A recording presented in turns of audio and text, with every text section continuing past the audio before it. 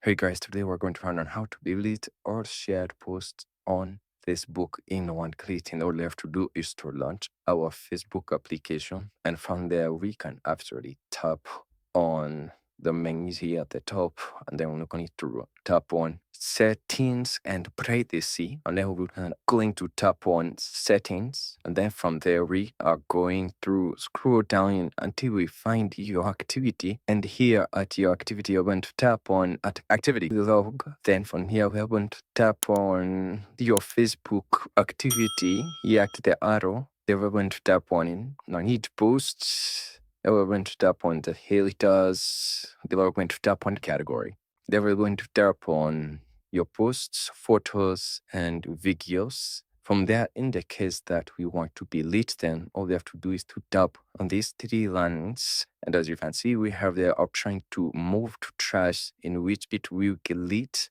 these posts. And thank you guys for watching this video. Please do like, share, and subscribe. And I'll see you guys on the next video.